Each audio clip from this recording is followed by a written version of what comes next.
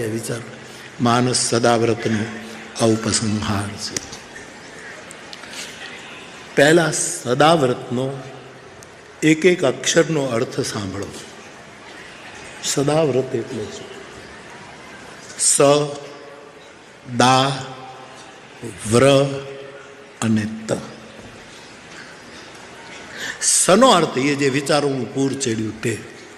સનો અર્થ છે સદાવ્રત ક્યારે થાય?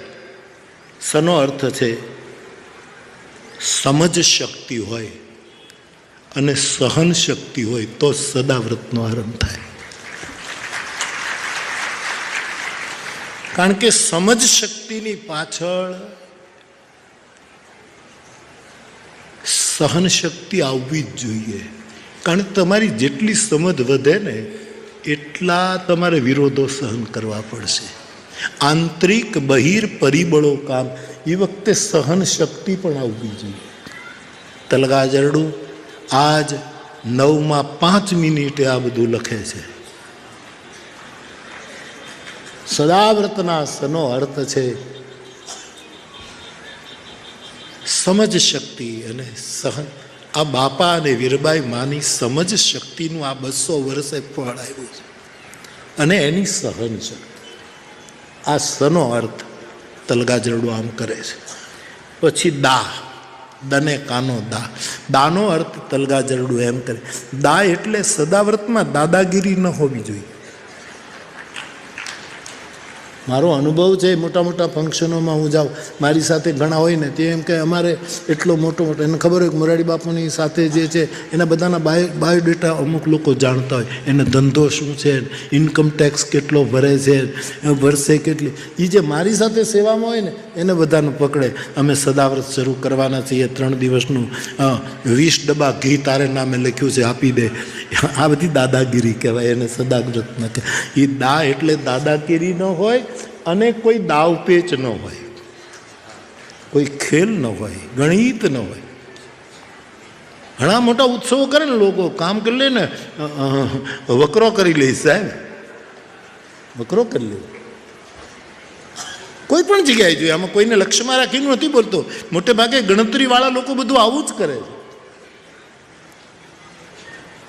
દા એટલે અમે સહન કર્યું છે, અમારામાં સમજ શક્તિ છે, અમને ગુરુનો આદેશ છે અને અમે આ સહન શક્તિ અને સમજ શક્તિ લઈ અને સદાવ્રતનો આરંભ કરીએ છીએ. ત્યારે દાદાગીરી કે દાવપેચ નહીં, પણ હવે અમારું આ દાયિત્વ છે.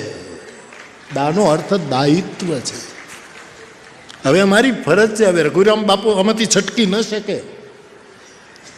એ તો ચાલવાનું જ છે, પણ દાયિત્વ છે. ભોજલ કે ભરોસો જેને ત્રિકમજી તારશે. આ ચાલશે જ, એની કૃપાથી ચાલશે. ચાલી રહ્યું છે. આપણું દાયિત્વ છે. સદા વ્રનો અર્થ થાય છે વ્રણ. વ્રણ એટલે ગુમડું. વ્રણ जिम शिशु तन व्रण हो ही गोसाई मातु चिराव कठिन की नाई जद भी प्रथम दुख पावही रोवही बाल अधीर. તુલસીદાસજીના શબ્દ. વ્રણ, તન બહુ વ્રણ, શરીરમાં બહુ. વ્રણ એટલે પીડા. વ્રણ એટલે આપણા કાઠિયાવાડી શબ્દમાં ભરનીંગળ ગુમડું. વ્રણ પાકી ગયેલું ગુમડું, જે લવકાર. સદાવ્રત કોણ કરી શકે? જેનામાં આવી સંવેદના પાકી ગઈ હોય કે કેટલા લોકો ભૂખ્યા બેઠા છે. અને રૂપાલા સાહેબ સારું એક ઈશારો કરી ગયા કે કુપોષણ ન રહે ને સુપોષણ મળે. એક સંવેદના, એક ગુમડું પાકવું જોઈએ સાહેબ. અને હું તો કહું કે આવા ગુમડા બધાને થાય, એની ક્યારેય ફૂટે નહીં. એ સંવેદના, એ વ્રણ, એ પીડા.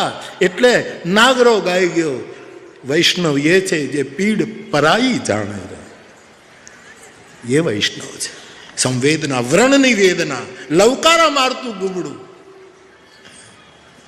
બીજે દિવસે ઓછા ભોજન કરનાર આવે તો એમ થાય કેમ આજે નહીં આવ્યા ભાઈ, આ ઠીબડી ભરીતી ને ચકલાઓ પાણી પીવા કેમ ન મળે?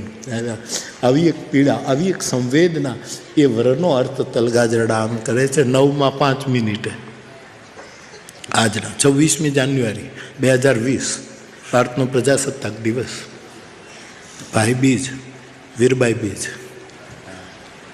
માય બીજ, સોરી, મહા મહિનાની બીજ. વરા એટલે સંવેદના, સદા વ્રત, અને ત એટલે તત્વમસી. તું જમવા આવ્યો, તું પણ તે જ છો, તું પણ હરી છો. હે શ્વેત કેતુ, તત્વમસીનો જે મહાવાક્યમાં જે આપણે ત્યાં બોધ છે, એનો અર્થ તલગાજરડો આમ કરે છે. સદા વ્રત, સહન શક્તિ અને સમજશક્તિ, સહનશક્તિ, દાયિત્વ અને એક સંવેદના, અને બધામાં હરિદર્શન. શ્વેત કેતુ, તું પણ તું એ તે જ છો, તું જુદો નથી.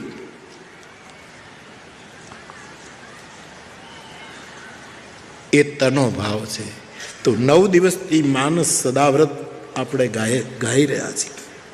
હવે ગઈકાલ સુધી મેં કહ્યું કે આ માનસ સ્વયં સદાવ્રત છે. સદાવ્રતનું પરિણામ શું? આ માનસ હું આ 60 વર્ષથી ગાઉં છું. આ જો સદાવ્રત, અને અર્થ તો સીધો થાય ને કે માનસ સદાવ્રત, એનો અર્થ કે માનસ સદાવ્રત છે. માનસ એટલે હૃદય, હૃદય એટલે સદાવ્રત, જે અનેક દિશાઓથી આપણે જોવાનો પ્રયત્ન કર્યો છે. માનસ સદાવ્રત છે. તો આનું પરિણામ શું? માનસ સદાવ્રત એને કહેવાય જ્યાં એક ખૂની મુનિ બની જાય. એ માનસ સદાવ્રતનું ખૂની મુનિ બને. વાલ્મીકી કોણ છે? અને મુનિ બની ગયો. બંધવ મુનિ પદ કંજ. આ રામાયણ રચ્યું, રામાયણનો આધાર આવ્યો તો એક ખૂની મુનિ બને છે. એ સદાવ્રતનું ફળ છે. આપણે બધા